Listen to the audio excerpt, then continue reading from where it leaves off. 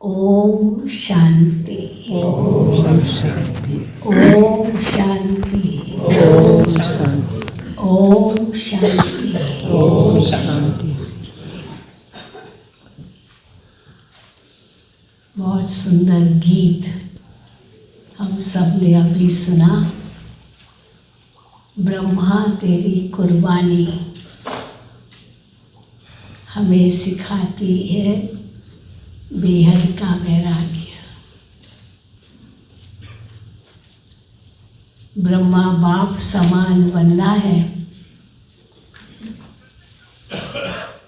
जैसे ब्रह्मा बाप संपन्न बने, संपूर्ण बने, फरिश्ता बने, वैसे हमें भी बनना है। तो उसका पहला कदम है बेहद की वैराग्य वृत्ति। जैसे ब्रह्मा बाबा को एक सेकंड में वैराग्य आ गया। उस दिन भी बाबा ने मुरली में कहा, सेकंड में जीवन मुक्ति का अर्थ क्या है। वैसे तो सतयुग लाने के लिए तो स्थापना का कार्य तो लंबा है, लेकिन सेकंड में जीवन मुक्ति का अर्थ है कि सेकंड में वैराग्य वृत्ति। ब्रह्मा बाबा ने विनाश का साक्षात्कार किया, नई दुनिया का साक्षात्कार किया। मैं विष्णु बनूंगा, नर से नारायण बनूंगा, मेरा ये भविष्य है। जैसे बाबा को पता चला, तुरंत बाबा ने सब कुछ त्याग कर दिया। कुछ भी आगे पीछे देखा नहीं। तो हम सब मधुबन निवासी भाई बहने भी, अगर मैं एक एक से पूछूं तो हर एक का कितना सुंदर अनुभव होगा।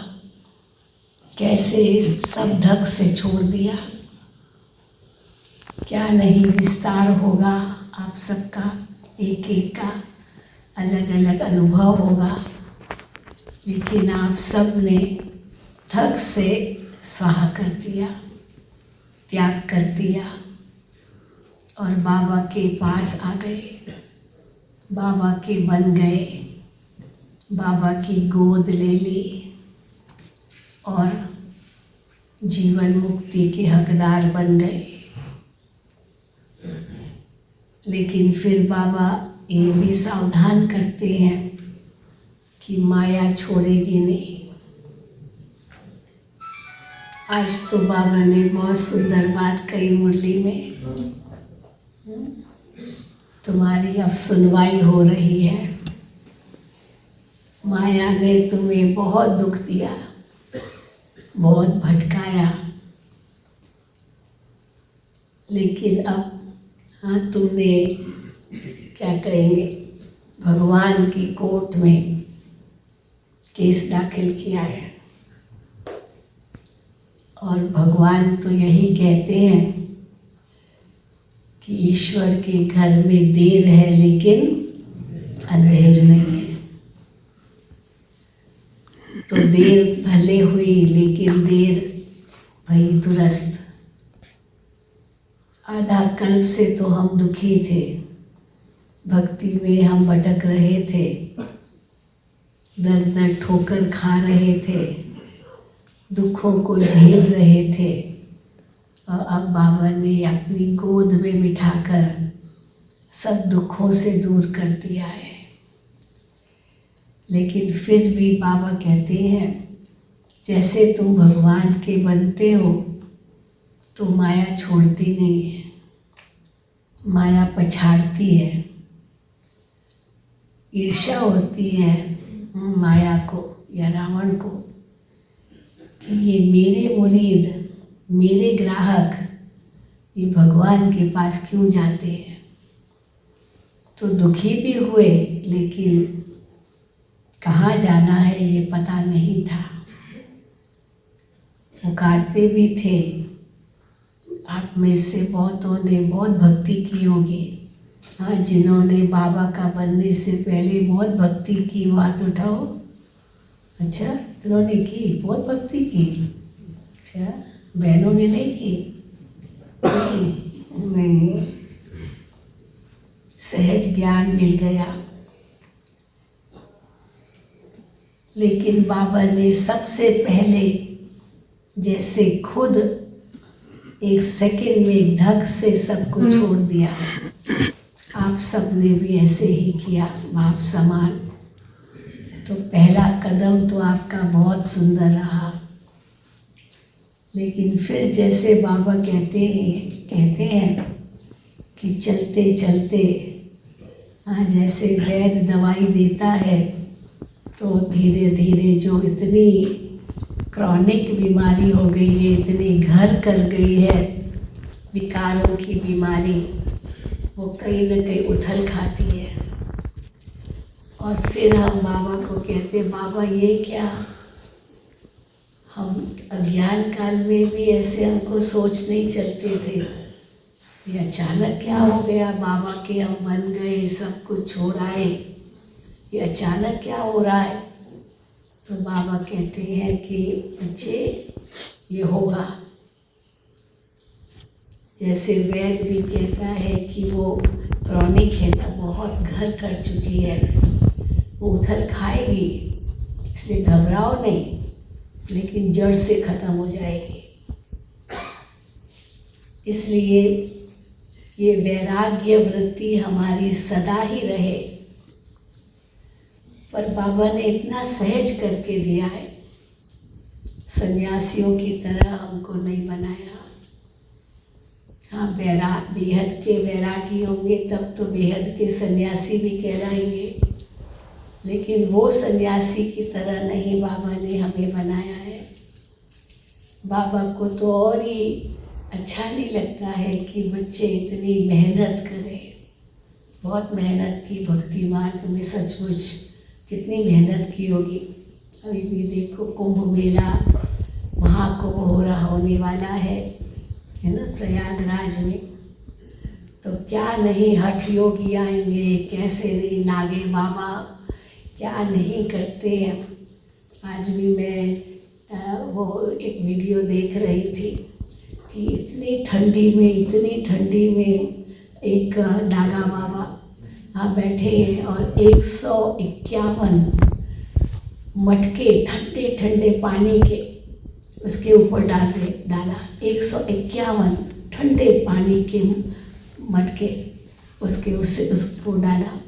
हाँ, तो बताओ ये भी कितना हट है, इतनी ठंडी में और ठंडे पानी से 151 पानी के मटके उसके ऊपर गिराए, तो ये भी तो हट है ना। कई बार हमने तो बहुत देखे, कुंभ मेले देखे हैं। जिन्होंने कुंभ मेला कोई देखा है हाथ उठाओ, थोड़ों ने देखा है। हम तो गए थे हरिद्वार का कुंभ मेला, हमने देखा था कैसे एक व्यक्ति इतना एक टांग पर खड़ा है, एक टांग।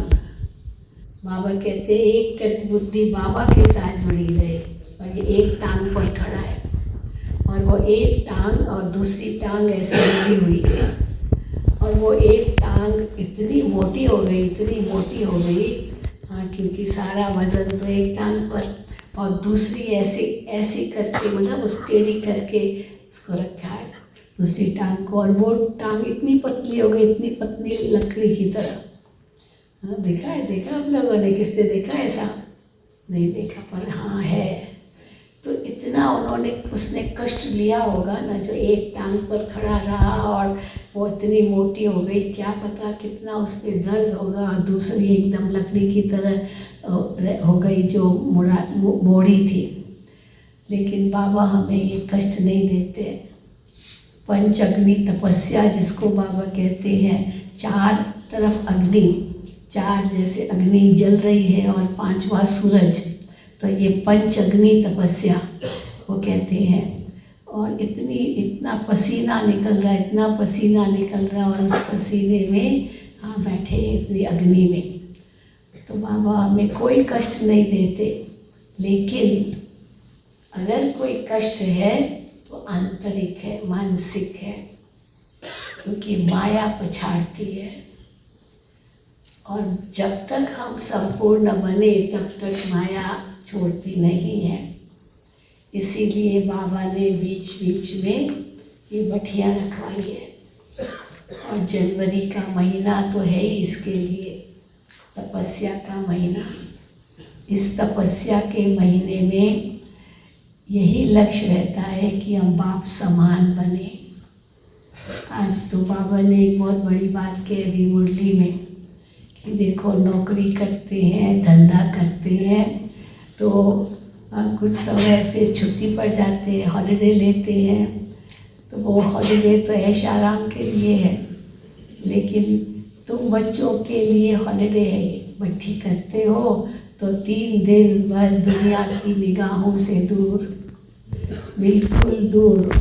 तो ये मानसरोवर कितना अच्छा स्थान है, दुनिया की निगाहों से दूर। वहाँ शांतिवन के सामने तो बहुत आकर्षण है, इतने सारे दुकान खुल गए हैं, कितना आकर्षण है। भाई बहने आते हैं, आधे लोग क्लास में होते, आधे तो बाहर घूम रहे हैं। लेकिन जो मानसरोवर में भट्टी करते हैं वो अपना बहुत सुंदर अनुभव कर बताते हैं कि यहाँ तो कोई बाहर का आकर्षण है ही नहीं, कोई दुकान वुकान यहाँ है ही नहीं, तो वहाँ जाएं और कुछ खरीदारी करें। इसीलिए केवल बाबा और बाबा की याद, बस, और कुछ भी नहीं है यहाँ। तो आप सब ने यह संकल्प किया कि हम 3 दिन बिल्कुल अपने सब काम काज से न्यारे होकर, फारिग होकर यहाँ रहेंगे। अच्छा लग रहा है ना?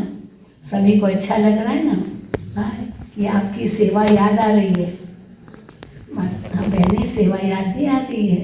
पता नहीं उस पेशेंट का क्या हुआ होगा, हम ऐसे छोड़ के आए हैं, या पता नहीं फलाने को ये काम दिया है, उसने किया होगा या नहीं, लेकिन नहीं, यहाँ बाबा सब कर लेगा, हमको चिंता की ज़रूरत ही नहीं है। तो इसीलिए ये योग तपस्या बैठी, और उसमें भी टॉपिक आपको दिया गया है संस्कार परिवर्तन। तो संस्कार परिवर्तन के लिए वैराग्य वृत्ति तो बहुत ज़रूरी है, लेकिन हमारा वैराग्य मध्य मार्ग का है। हम कोई उन सन्यासियों की तरह नहीं है जो इस शरीर को कष्ट देते हैं। और ये बाबा कहते हैं कष्ट तो देना ही नहीं है, परंतु ये न तन को कष्ट देते हैं, न मन को, न धन, माना तन को भी कष्ट नहीं देते हैं। बाबा कहते हैं सहज योग है। और मन को भी कोई शून्य बनाना है, जड़ बनाना है। जिस दिन बाबा ने कहा खड्डा खोद कर बैठ जाते हैं बस, और ऐसे जड़ हो जाते हैं, फिर उनके ऊपर कैसे मिट्टी आ जाती है, घास उग जाता है, और वो जैसे जड़ बन गए हैं। वो भी हमको बाबा नहीं कहते, हमको बाबा क्या कहते हैं, इस तन से सेवा करो, तन को जड़ मत बनाओ, तन को कष्ट मत दो, पर तन से सेवा करो। ये जीवन बाबा ने दिया है सेवा के लिए, तो तन से सेवा करो। मन को भी दमन नहीं करो, लेकिन मन से सारे विश्व को सकाश दो। अब दमन कर दिया, कुछ भी सोचना नहीं है, तो हम वाइब्रेशंस तो कुछ फैला नहीं रहे हैं, जड़ बन गए। वो जड़ क्या सकाश देगा? लेकिन चैतन में है हम, और उस चैतन स्थिति में हम विश्व को सकाश दे रहे हैं। जो रोज़ बाबा कुछ न कुछ इशारा देते हैं कि कहाँ विश्व ग्लोब पर बैठ करके कैसे सारी दुनिया को सकाश दो। यहाँ तक बाबा कहते हैं इतने भक्तों की पुकार सुनाई नहीं दे रही है, आवाज़ कितना चिल्ला रहे हैं। तो इसीलिए मन द्वारा भी सेवा, और जो कुछ धन भी है हमारा वो बाबा की सेवा के लिए। बाकी तो बाबा ने हमें तो सब कुछ दिया है, कोई कमी तो रखी नहीं है। रोटी, कपड़ा, मकान तो सब कुछ मिला हुआ है, इसीलिए उसके लिए भी कोई पुरुषार्थ नहीं है। कई ऐसे गरीब है जिनको ये भी पता नहीं कि रात को खाना मिलेगा या नहीं मिलेगा, और यहाँ तो हम राजा की तरह बैठे हैं। राजा बच्चे, बाबा कहते हैं ना, तुम राजा बच्चे और राजा बनने वाले। तो इसीलिए राजयोग सीख रहे हैं, तो तन को, मन को, धन को सफल कर रहे हैं। धन को भी वो माया समझ करके छोड़ते ना, धन में ये धन माया है। तो बाबा कहते नहीं, धन होगा तभी तो सेवा कर सकेंगे, अगर धन नहीं होगा तो सेवा कैसे करेंगे। हाँ, कई कहते हैं ना कि आप लोग कहते हो विनाश होगा, विनाश होगा, और विनाश होगा, और यहाँ तो आप इतने बड़े बड़े मकान बनाते जा रहे हो, तो विनाश होगा तो इतने मकान क्यों बना रहे हो। तो बाबा ने कुंडली में क्या कहा था कि विनाश होगा तो सब कुछ विनाश होगा, धन भी तो विनाश होगा ना। इसलिए धन को हम सफल कर रहे हैं ताकि अंत में आके सब यहाँ रहे। तो इतनों के लिए प्रबंध चाहिए। अब देखो जितना भी बाबा बनवाते सब छोटा पड़ जाता है। तो इसीलिए धन को भी हम सफल कर रहे हैं, बाबा की सेवा में लगाते हैं। तो बाबा ने हमें मध्य मार्ग सिखाया है। ये मध्य मार्ग क्या है, वो सन्यासी भी नहीं बनना है और इतना भौतिकवाद भी नहीं बनता है। सबसे अच्छा मुझे मोबाइल चाहिए, अच्छा मकान चाहिए, अच्छा। दादी जी यही कहते थे कि सिंपल एंड ब्यूटीफुल, कोई भी मकान बनाओ सिंपल हो और ब्यूटीफुल भी हो, सुंदर भी हो। ऐसे नहीं कि बस कोई इस प्रकार की बस झोपड़ी टाइप हो, सुंदर भी हो परंतु सिंपल भी हो, आम झाम, वहाँ कुछ ऐसी बात नहीं है। और जीवन भी कैसा हो, simple living but high thinking. सोच हमारी बहुत ऊंची हो पर रहना हमारा सिंपल हो। क्या चाहिए, कितना चाहिए, कितना खाएंगे, यहाँ पता है। और इसलिए और सफ़ेद वस्त्र दे दिए। अगर 4 ड्रेस भी होगी तो कोई पूछेगा नहीं कि आपको क्या कपड़े नहीं है क्या। 4 ड्रेस है तो वो भी पता नहीं चलेगा। यहाँ तक कहते हैं आप लोगों के कपड़े धुलते कहाँ हैं। उन लोगों के तो सफ़ेद कपड़े इतने मैले हो जाते हैं, हमारे इतने साफ रहते हैं। तो इसीलिए 4 ड्रेस भी होगी तो कोई पूछेगा नहीं। और दुनिया में रंगीन कपड़े पहनते हैं तो अगर दूसरे दिन भी वही कपड़े पहने तो अरे कल तो तुमने ये शर्ट पहनी थी, आज भी यही पहनी क्या। हाँ, आज भी यही शर्ट पहनी, आपको दूसरी शर्ट नहीं है क्या। लेकिन हमको तो कोई नहीं कहेगा, भले कल की साड़ी पहन ली तो अब कोई कहेगा क्या, वही है। तो इसीलिए simple living and high thinking. तो इसीलिए वो भौतिकता भी नहीं, जितना मिले बाबा की याद में हम लेते आते। मेरी आँख भी न डूबे, आँख भी न डूबे, तो वो तब होगा जब उपराम रहेंगे। तो वैराग्य का मतलब क्या है, राग रहित। राग माना आकर्षण, कहीं भी आकर्षण, कहीं भी बुद्धि जाना, अगर वो है तो उसमें अटैचमेंट हो जाता है। तो अटैचमेंट रहित, मोह रहित, आकर्षण रहित, फिर भी छोड़ना नहीं है। बाबा ने हमें ये भी नहीं कहा है कि कुछ नया जोड़ो, कुछ नया जोड़ो भी नहीं, कुछ नया कुछ छोड़ो भी नहीं, छोड़ना भी नहीं है, नया जोड़ना भी नहीं है, लेकिन जो है निभाना है। तो न छोड़ना है न जोड़ना है, न चटकना है न मटकना है न अटकना है। सब कुछ होते हुए भी बेहद की वैराग्य वृत्ति, मेरा कुछ नहीं। ये कैसे होगा जब मेरा कुछ नहीं। इसीलिए बाबा को बार बार यही याद दिलाना पड़ता है। हाँ, सब कुछ बाबा का समझो, मेरा कुछ नहीं। कई लोग आते हैं ना, शिविर में भी आते हैं, कहते हैं आप लोगों का ये कार्य कैसे चलता है, कैसे चलता है। इतना बड़ा कार्य, कोई या बॉस नहीं है, हाँ ये करना वो करना, ऐसे कुछ भी नहीं है। सब कार्य कितना अच्छा चलता है। आज भी बाबा ने कहा बड़ा एक्यूरेट, पहले तो क्या होता था, जैसे अभी 12 बजे गीत बजता है तो पता चलता है अभी 12 बजे है, अभी भोजन का समय आ गया, दिन में 12 बजे। फिर शाम को 7:30 बजे गीत बजता है तो भाई चलो भोजन पर, चलो अभी भोजन है। तो इसीलिए पता चलता रिकॉर्ड के आधार पर। पहले तो रिकॉर्ड नहीं था, ये ऐसे गीत नहीं कोई बजते थे, कोई ट्रैफिक कंट्रोल के गीत। लेकिन पांडव भवन था तो मुझे याद है पांडव भवन में एक बड़ा घंटा रहता था, गोल घंटा, हिस्ट्री हॉल के बाहर जो पेड़ है ना, वो पेड़ से लगा रहता था। और 12 बजे, जैसे 12 बजते थे ना, घंटा बजता था, 12 का घंटा बजता था और पता चल जाता था फिर लंच टाइम हो गया है। फिर शाम का भी घंटा बजता था, भाई चलो अभी डिनर का टाइम हो गया है। तो इसीलिए वो घंटा बजता था, अभी गीत बजता है तो पता चलता है। तो बाबा तो सब एक्यूरेट है। आज भी बाबा ने कहा तुम्हारा सब कुछ एक्यूरेट होना चाहिए। अभी भी जितनी घड़ियाँ लगी है सब में 2-3 मिनट का अंतर पड़ गया होगा। आज बाबा की मुरली में था, लेकिन शिव बाबा तो अपने एक्यूरेट टाइम पर आता है, 1 सेकंड का भी आगे पीछे नहीं। और घड़ियों में देखो ज़रूर कुछ न कुछ फ़र्क होगा। हाँ, कितनी भी घड़ियाँ लगाओ लेकिन कुछ न कुछ फ़र्क होगा। पर शिव बाबा का बिल्कुल सब एक्यूरेट है, सब कुछ एक्यूरेट है।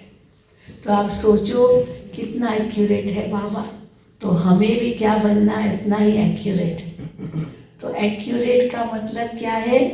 हाँ, सब कुछ सही, सब कुछ सही भी हो, सब कुछ हाँ ऐसा हो जो इतना सरल रूप से चल रहा है, कोई विघ्न भी नहीं आए, विघ्न विनाशक भी हम हो, साथ साथ बेफिक्र बादशाह भी हो। तो ये सब कुछ कैसे होगा? जब अंदर में बेहद का वैराग्य होगा। और उसके लिए बाबा कहते हैं, और उस दिन भी बाबा ने कहा तुम इंस्ट्रूमेंट हो, निमित्त हो। तो निमित्त के 2 अर्थ होते हैं, निमित्त, निर्माण और निर्माण। ये 3 शब्द बाबा ने कहा तब होगा निर्वाण। ये 4 सुंदर शब्दों का बाबा ने कितना मेल किया था। पहले निमित्त, फिर निर्माण, फिर निर्माण और फिर निर्वाण। तो पहले तो निमित्त है, हम निमित्त हूँ, मैं निमित्त हूँ। निमित्त के भी 2 अर्थ होते हैं। एक निमित्त माना मैं जिम्मेदार हूँ, मेरी जिम्मेदारी है। जो बाबा कई बार कहते हैं मैं जिम्मेदार हूँ, मैं ही कर सकता हूँ, मेरे सिवा और कोई नहीं कर सकता है। मैं नहीं होगा तो सारा काम बिगड़ जाएगा। इसलिए मैं वो थोड़ा अभिमान भी आ जाता है, अपने आप को निमित्त समझते मैं इंचार्ज हूँ। हाँ, उस दिन एक दादी जी ने एक बार किसी से पूछा कि बताओ इंचार्ज का अर्थ क्या होता है? तो इंचार्ज का अर्थ क्या होता है? तो किसी ने कहा इंचार्ज माना कि मैं जिम्मेदार हूँ इसके लिए, इस कार्य के लिए, सेंटर का इंचार्ज, कोई डिपार्टमेंट का इंचार्ज। दादी ने कहा नहीं, इंचार्ज का मतलब होता है इन चार्ज। इन चार्ज माना अंदर जाओ और अपनी बैटरी को चार्ज करो। अब बताओ, ऐसा कोई ने सोचा भी नहीं होगा, पर दादी जी ने इसका ये अर्थ बताया, अंदर जाकर अपनी बैटरी को चार्ज करना। और कैसे होगी हमारी बैटरी चार्ज? जब सब कुछ बाबा का समझेंगे। और बाबा का समझेंगे तो हम उड़ाएंगे भी नहीं, क्योंकि हम तो ट्रस्टी हैं, ये जो कुछ है ये बाबा का है। अगर हम उड़ाएंगे और वेस्ट करेंगे तो हमारे पर ही बोझ चढ़ेगा, क्योंकि दान का दिया हुआ है सब कुछ, उनका तो भाग्य बन जाएगा, लेकिन जो वेस्ट करेगा उनके ऊपर बोझ चढ़ेगा। इसीलिए निमित्त का वो अर्थ लो कि ये बाबा का है और हर चीज़ को सफल करना है, ये है इंचार्ज, ये है निमित्त। तो निमित्त भी समझना है और निर्माण के कार्य में हम हैं, ये बुद्धि से ज़रूर अंदर में निश्चय करना है, भगवान के हम मददगार हैं। तो निर्माण का कार्य कर रहे हैं, कंस्ट्रक्शन का कार्य कर रहे हैं, नई दुनिया के निर्माण का।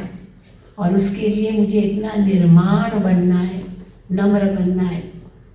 आज भी बाबा ने कहा सेवा तो तब कर सकेंगे जब इतना नम्र बनेंगे।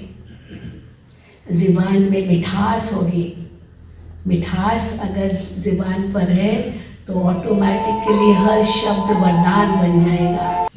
तो हमारी वाणी में इतना मिठास हो जो वो वाणी, वो शब्द वरदान बन जाए।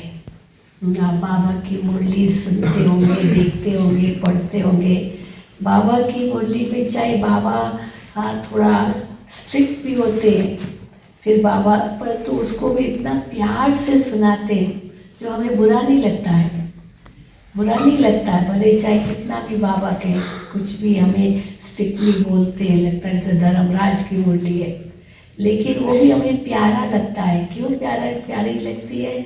क्योंकि ये भगवान के अंदर दिल की बात है, और दिल से तो बाबा का बच्चों से बहुत प्यार है।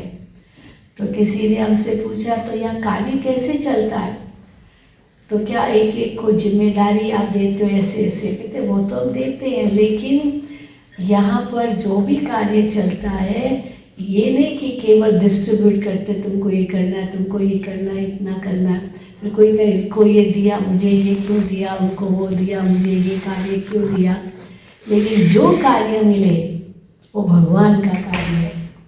चाहे कोई बर्तन मांजे, चाहे कोई भाषण करे, दोनों ईश्वर का कार्य है। तो इंग्लिश में हम कहते हैं each task is a dignity, क्योंकि भगवान की, इज गॉड्स वर्क, ईश्वर का कार्य है तो डिग्निटी है, केवल डिस्ट्रीब्यूशन नहीं है। लेकिन ये ईश्वर का कार्य है, भगवान का कार्य है, नई दुनिया की स्थापना का कार्य है। इसलिए ये निर्माण का कार्य है, इसलिए मुझे निर्माण बन करके करना है ना। तो इस मुख से बाबा कहते रतन निकलने चाहिए। बाबा आत्मा की भेंट कितनी चीज़ों से करते हैं। कभी बाबा कहते हैं हाँ तो फूल हो, फूलों से भेंट करते हैं बाबा।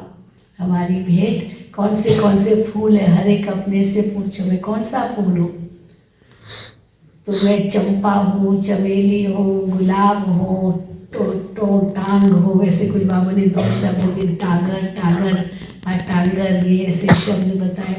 तो ये टू हो, ये जो शब्द है ना उसमें सुगंध नहीं होती है, लेकिन देखने में बहुत अच्छे होते हैं। पर गुलाब में तो सब कुछ है। गुलाब के फूल में जो सच्चा गुलाब होता है उसमें फूल के सारे गुण होते हैं। फूल में विशेष रूप से 4 गुण होते हैं, रंग, रूप, रस, गंध।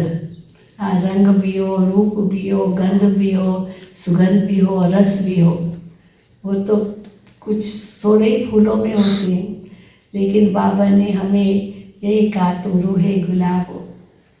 फिर बाबा हमारी भेंट किससे करते हैं? फिर दीपक से करते हैं। दीपक कोई एकदम अच्छा उजाला देता है, कोई तो केवल टिमटिमाता है, बुझाया हुआ होता है।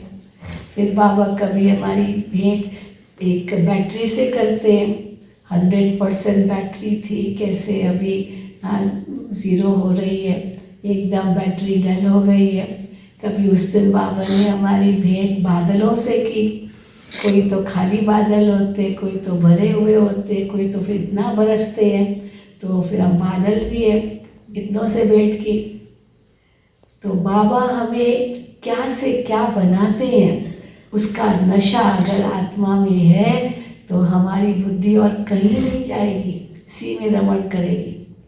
तो हम निर्माण का कार्य कर रहे हैं, इसलिए इतना निर्माण बनना है, तभी निर्वाण होगा, तभी हम वापस घर जा सकेंगे।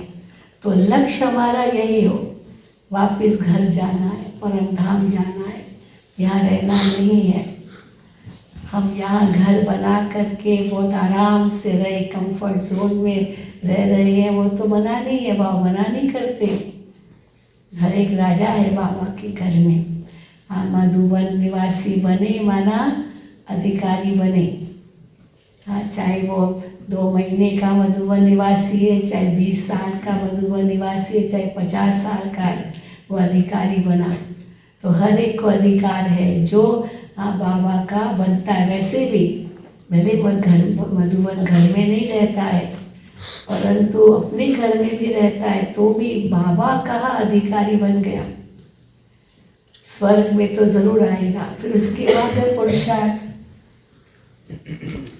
या तो महाराजा महारानी बनेंगे या तो दास दासी बनेंगे। समर्पित हो गए तो बाबा के घर में तो आ गए, लेकिन दास दासी भी बन सकते हैं। तो कोई महाराजा बने, कोई दास दासी बने। और फिर अगर बाबा ये भी कहते हैं कि या तो योग बल या तो सजा बल। जाना तो सबको बाबा के पास ही है घर में, तो जबकि जाना ही है तो सब योग बल से क्यों नहीं हम पावन बन के जाएं। इसीलिए हमको याद में रहना है। आज अभी मैं आ रही थी तो मुझे किसी ने प्रश्न दिया कि बाबा ने उस दिन कहा था कि बाबा ने आपको तीसरा नेत्र दिया है। ये ज्ञान का तीसरा नेत्र किस लिए दिया है? क्या था मुरली में, याद है? 3-4 दिन पहले बाबा ने मुरली सुनाया था। तो तीसरा नेत्र ज्ञान का किस लिए दिया है? जी हाँ, बाप जो है जैसा है उसी रूप से उसको याद करना, ये है ज्ञान का ये तीसरा नेत्र इसलिए मिला है। उसी रूप से देखना, उसी रूप से देखना जो है जैसा है। क्योंकि दुनिया में तो जब ईश्वर की बात आती है, परमात्मा की बात आती है, तो कहते हैं आप जिसको मानते हो उसको मानो। आप जो इष्ट है वो उस इष्ट को उसी रूप में मानो। ये नहीं कहते नहीं ये परमात्मा नहीं है, ये देवता है या ये ऐसा है, नहीं। जिस रूप में मानते हो, 33 करोड़ देवी देवता हैं, सब ईश्वर के रूप है। फिर यहाँ तक कह दिया मनुष्य भी ये सब खुद खुदा है, या फिर कहते हम ब्रह्मास्मि है। मानो इतने बूझे हुए हैं जो बात मत पूछो, जितने मुख उतनी बातें। लेकिन भगवान के महावाक्य में जो हूँ मैं जैसा हूँ उसी रूप में मुझे याद करो। तो उसी रूप में याद करना माना वही बिंदु रूप। तो उस बिंदु रूप में मुझे भी बनना है बिंदु। 2 बिंदु और नज़दीक। हम एक बार निर्वैर भाई की ऑफिस में बैठे थे, तो निर्वैर भाई रू रिहान कर रहे थे, ये बाबा की याद की बातें कर रहे थे, रू रिहान।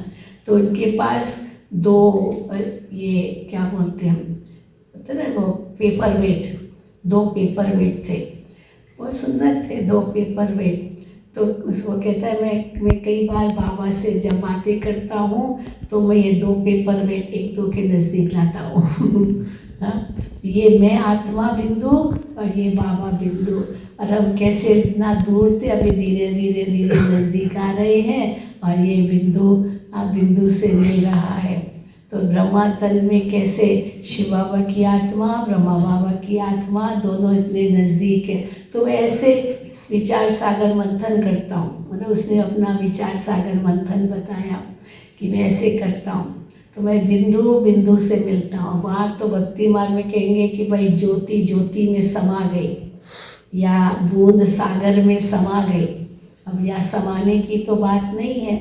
हाँ, ज़रूर हम समान बनते हैं। तो हमें बाप समान बनना है, तो बाबा के सारे गुण मेरे में कैसे आए? भक्ति मार्ग में तो हम भगवान से ये गुण मांगते थे। अभी बाबा कहते हैं गुण मांगे नहीं जाते हैं, न मांगे जाते हैं न सिखाए जाते हैं। आप किसी को गुणों पर आप प्रवचन करो, सहन शक्ति पर प्रवचन करो, प्रेम पर प्रवचन करो। चलो शब्दों में तो हम बहुत कुछ वर्णन कर देंगे, लेकिन वो प्रैक्टिकल जीवन में अगर नहीं हो तब तक तो सीख नहीं सकेंगे। तो इसीलिए कहते हैं गुण न सिखाए जा सकते हैं न मांगे जा सकते हैं। मेरे पास शांति है, आप मुझे कहो बहन जी आप में तो बहुत शांति, मुझे भी थोड़ी शांति दो। अब मैं कैसे दूँ आपको? जैसे मेरा व्यवहार है, मेरे बोल है, मेरा मुस्कान है, उस हिसाब से आप खुद करेंगे तभी तो आपको मिलेगा ना, वरना जो भी हम। तो इसीलिए न मांगे जा सकते हैं न सिखाए जा सकते हैं। तो कैसे आएंगे गुण? गुण कैसे आएंगे? ग्रहण करने से आते हैं, वो ग्रहण किए जाते हैं। कैसे ग्रहण किए जाते हैं? हाँ, जो उसने किया वो मैं भी करूं, तब कहेंगे कि हाँ ग्रहण किया। तो इसीलिए बाबा कहते, बाबा हमेशा कहते हैं जो बाबा के गुण हैं वो मेरे भी गुण हैं। इसलिए हमें योग में जब बैठते ये नहीं कहेंगे शिव बाबा आप शांति के सागर हो, मुझे थोड़ी शांति दो, ये तो भक्त लोग कहते हैं। तो हम लोग योग में क्या कहते हैं? शिव बाबा वो बिंदु में सिंधु को देखते हैं, शिव बाबा आप शांति के सागर हो, मैं आत्मा आपकी संतान शांत स्वरूप हूँ। अधिकार है, तो गुण का अधिकार लिया जा सकता है। इसको बाबा कहते गुण चोर बनो, परंतु गुण चोर बनने से भी उसका कम नहीं होगा। गुण जितना बांटो, आप बांटेंगे उतने आपके बढ़ेंगे, बांटते हुए भी आपके कम नहीं होंगे। इसलिए इंग्लिश में कहते हैं happiness shared is happiness double, peace shared is peace double. तो कैसे डबल हो जाता है? जब वो स्वरूप हम बनते हैं तो ऑटोमेटिकली दूसरे को प्रेरणा आती है। इसलिए जैसे बाबा कहते कोई गुस्सा कर रहा है, अब वो गुस्सा कर रहा है पर मैं गुस्सा ना करूं, उस समय में क्या सोचूं जो मैं गुस्सा ना करूं। बाबा कितनी बार सुनाते, उस समय अपने योग की स्थिति में रहो। वो गुस्सा कर रहा है और आप योग की स्थिति में होंगे, धीरे धीरे वो भी शांत हो जाएगा, वो आपका वाइब्रेशन पहुंचेगा। तो बाबा के भी वाइब्रेशन हम ले सकते हैं। बाबा को सामने लाओ। बहुत सुंदर एक बार दादी जानकी जी ने कहा था कि देखो मैं बाबा को कैसे साथ रखती हूँ, मेरे दाहिने तरफ भी है, बाईं तरफ भी है, बाबा मेरे आगे भी है, बाबा मेरे पीछे भी है, बाबा मेरे ऊपर भी है। ऐसे ऐसे सोचती कहती, मैं सोचती हूँ तो मेरे बाबा जब मेरे साथ है तो साथी बन के मेरे साथ चल रहा है, मैं अकेली नहीं जा रही हूँ। अब शिव बाबा मेरे साथ है, मैं आत्मा इस तन में और बाबा को अपने साथ लेके जा रही हूँ। अब बाबा मेरे ऊपर है तो बाबा की छत्र छाया है मेरे ऊपर, बाबा मेरे आगे है तो मुझे उनके कदमों पर चलना है, बाबा मेरे पीछे है तो जैसे बाबा मेरा गार्ड बन के मेरी रक्षा कर रहा है। तो अभी जब गार्ड भी है, गाइड भी है, साथी भी है और छत्र छाया भी है तो हमको और क्या चाहिए? जब ये अनुभव करते हैं तो यही तो योग है। और यही है जो है जैसा है उसी रूप से याद करना। मैं भी उसी रूप में हो जाता हूँ। तो तीसरे नेत्र से यही देखना है। इन दो नेत्रों से तो नहीं देख सकते ना, पर तीसरे नेत्र से ये देख सकते हैं। तो जब ये हम इस प्रकार का अनुभव करते हैं तो ऐसे लगता है कि हम अकेले तो है ही नहीं। तो न कभी डर लगेगा, न कभी कोई चिंता होगी। कोई बच्चे को चिंता होती है, अकेला होता है तो बाप साथ है तो काहे की चिंता। कोई डर भी नहीं है, कोई चिंता भी नहीं है। और फिर साथ में ड्रामा का ज्ञान, तो ड्रामा के ज्ञान से तो और ही न प्रश्न है न आश्चर्य है, क्योंकि सब कुछ निश्चित है। पर फिर भी पुरुषार्थ को पहले रखना है, क्योंकि पुरुषार्थ ही प्रारब्ध लाएगी। ड्रामा में प्रारब्ध है तो पुरुषार्थ भी है। तो ये सारी बातें जो बाबा ने हमें ज्ञान का भंडार दिया है, ये भंडार इतना शक्तिशाली हमें बनाता है। तो इससे एक धक से वैराग्य आ जाता है, क्योंकि आंतरिक हम भरपूर होते हैं। क्यों वैराग्य नहीं आता? क्योंकि अंतर से अपने आप को भरपूर नहीं कर पाते। कई लोग अपने को खाली समझते हैं। क्यों खाली समझते हैं? उनसे कोई भी ज्ञान की पॉइंट पूछो तो जैसे कि डब्बे में ठिकरी, बाबा उसको कहते हैं डब्बे में ठिकरी। एक डब्बा हो उसमें ठिकरी डालो, ठिकरी समझे ना, मिट्टी के टुकड़े, मिट्टी का घड़ा होता है तो अगर वो टूट जाए तो उसके टुकड़े टुकड़े होते हैं घड़े के, मिट्टी के घड़े के, उसको कहते हैं ठिकरी। हाँ, बाबा कई बार शब्द यूज़ करते हैं मुरली में, भित्तर और ठिकर, है ना, भित्तर ठिकर। तो भित्तर ठिकर क्या है? किसी ने मेरे से पूछा भित्तर ठिकर क्या होता है? तो भित्तर माना पत्थर के टुकड़े और ठिकर माना मिट्टी के टुकड़े समझा? ये सिंधी शब्द है भित्तर ठिकर। तो पत्थर को तोड़ते छोटे छोटे टुकड़े हो जाते हैं ना पत्थर के, उसको कहते हैं भित्तर। और मिट्टी का कोई घड़ा टूटता है तो वो टुकड़े टुकड़े वो क्या कहेंगे, भित्तर और ठिकर। तो बाबा कहते हैं अगर बुद्धि में भित्तर ठिकर बस रहा है तो बाबा के ज्ञान रतन कैसे बैठेंगे? इसीलिए बाबा क्यों कहते हैं देखते हुए नहीं देखो, सुनते हुए नहीं सुनो, क्योंकि इस कलयुगी दुनिया की जो भी बातें सब ईविल है। आजकल समाचार भी क्या आता है दुनिया का, क्या है? टीवी खोलो और बस इतनी बातें आती है जो सचमुच हमारे ज्ञान के आधार से तो कुछ भी नहीं है। तो वैराग्य वृत्ति इतनी सहज कैसे आ सकती है? तो मेरा तो एक दूसरा न कोई बस। एक सेकंड में बुद्धि फुल स्टॉप लगा दे, संकल्पों को आगे बढ़ने ही नहीं देते। राजा बनना है तो इंद्रियों का भी राजा, मन का भी राजा, फिर सबके दिलों का भी राजा। छोड़ना कुछ नहीं है पर फंसना भी कहीं नहीं है। न छोड़ना है, न नया जोड़ना है, न कहीं फंसना है। हाँ, सबसे निभाना भी है। निभाना बहुत ज़रूरी है। हम वो सन्यासी नहीं है जो एक कमराओं में गुफाओं में बैठने वाले हैं। ये बेहद का परिवार है। इस परिवार का भी हमें लाभ लेना है।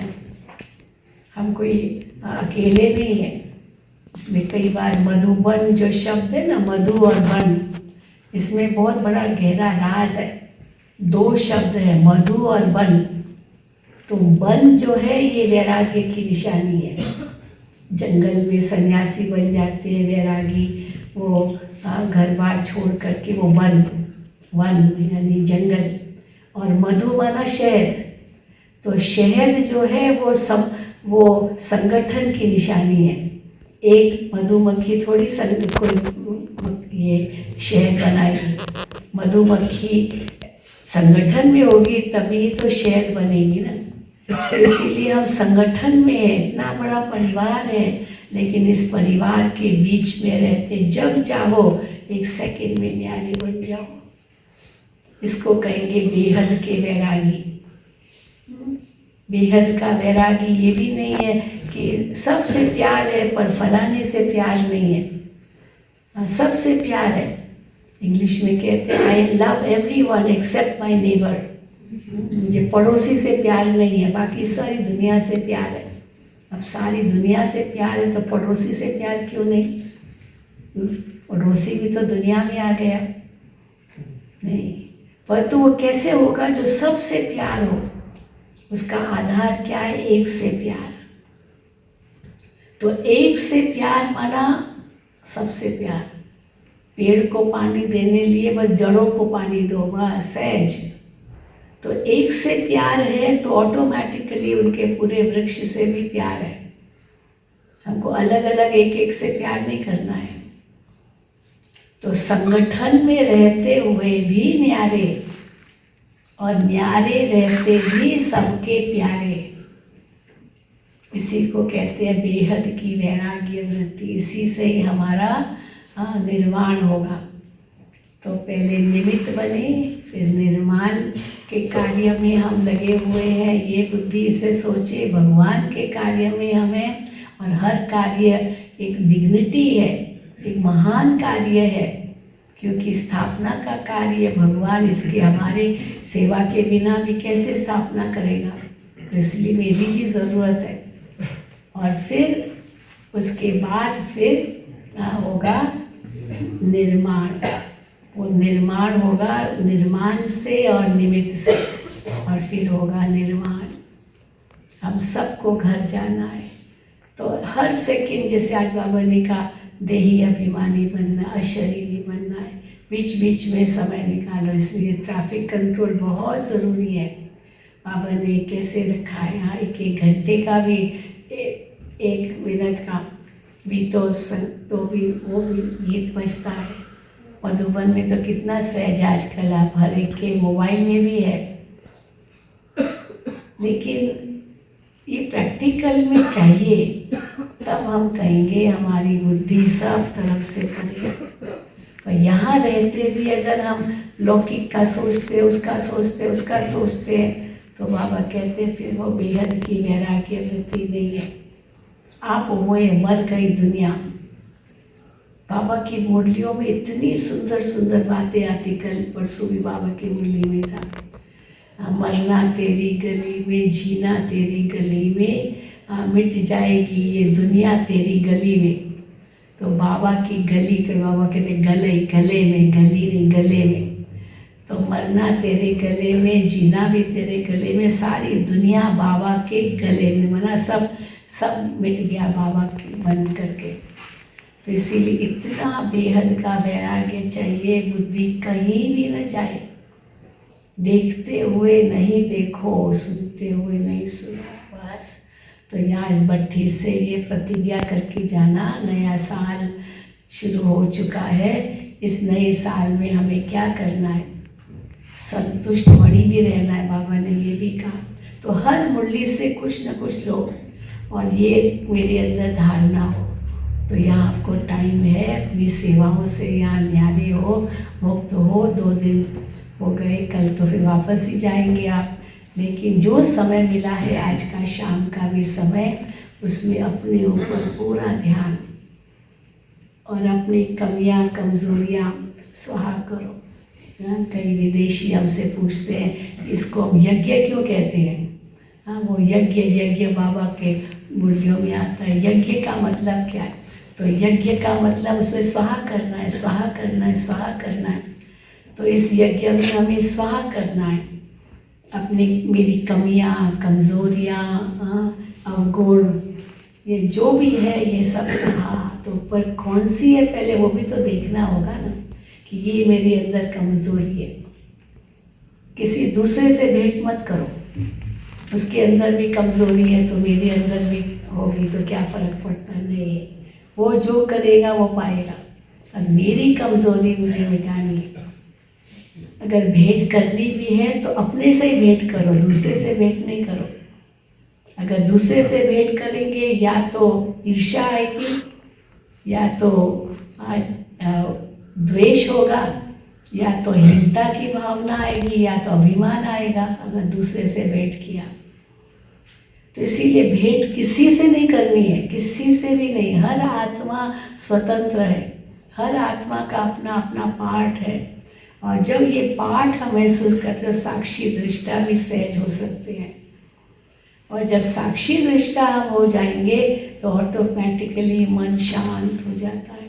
पर साक्षी दृष्टा होने के लिए हमें अपने से ही भेंट करनी है।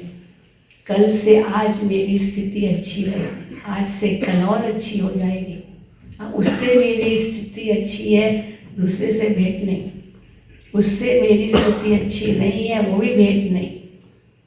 परंतु मेरी स्थिति कल से आज अच्छी है, आज से कल और अच्छी हो, ये भेंट ज़रूर करो, तब हम आगे बढ़ सकेंगे। और सचमुच जो बाबा हमसे चाहते हैं हम उसको पा सकेंगे, पूर्ण कर सकेंगे, बाबा की उम्मीदों पर खड़ा उतर सकेंगे। चलो, ओम शांति, ओम शांति। अभी हम सब 5 मिनट इतना पावरफुल योग में बैठे और सब तरफ से जैसे हम मर चुके, दुनिया से मर चुके, आप मोए मर गई दुनिया, आत्मा निकल गई, उसके लिए सब हिसाब किताब पूरे। इसीलिए हम मर चुके इस दुनिया से। मेरा तो एक शिव बाबा, दूसरा ना कोई।